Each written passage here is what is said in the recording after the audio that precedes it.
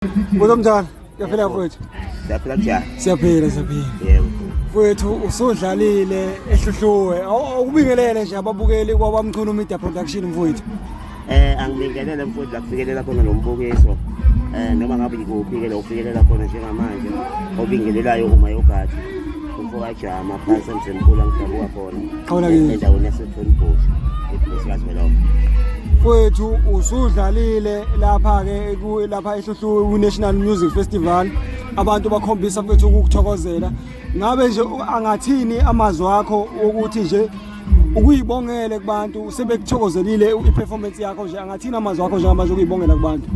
Mfowethu ngidlulisa nje ukuyibongela kakhulu. Yebo mfowethu. Kubathandi bomculo amasikanje wonke jikelele. Uma sisakwazi ukuthi sithi masibancane abantu sibakulethe ngamatheketi bewathele siyabonga nje kakhulu lokho ngoba asiyili ukuthi ngaphandle kwabo so nje siyabonga nje kakhulu support abasipha yona ingakho nathi sisebenza ngokuyigada noma sesifikile stage ngoba sifuna ukuthi abantu befike bebone lento abese beyithengela amatheketi. Qala kithi ake sithi ukulokhuza kancane ukuphuma kancane njengamanje ke siye lapha eMandaba mfowethu.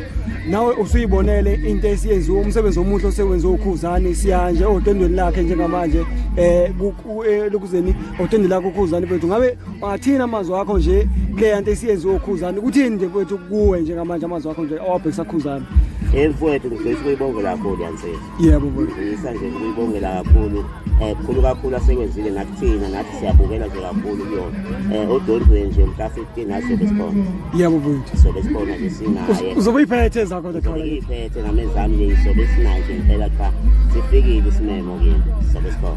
Manje awusho ekhawula kithi lapha ngoba uthi uzobe uyiphethe zakho yipi lesizoyifunayo ofuna ukuyicela nje ringini ngoba nerini? Hayi umbheje. Makuwukuthi uyobe khona nawo umbheje kangampela. Nawo gabashe nje abanankinga mawukuthi nje bayobe khona manje bangangena nje bafana abancane enkundleni sishaya. Nocabasha mfundi. Hayi nje ngiyamfuna impela nje mawukuthi uyobe khona kasha muyiphatha iqine impela ngoba uma nje engangicela umdlalo mina ngombesi. Qala kithi uma futhi engadlali ngomdlalo. Khawula kithi mayokathi mfowethu please yazo lonke siyabonga kakhulu ukuthi sibe nawe lapha kwaMculo Media Production mfowethu. Siyabonga kakhulu mfowethu. Thank you mfowethu.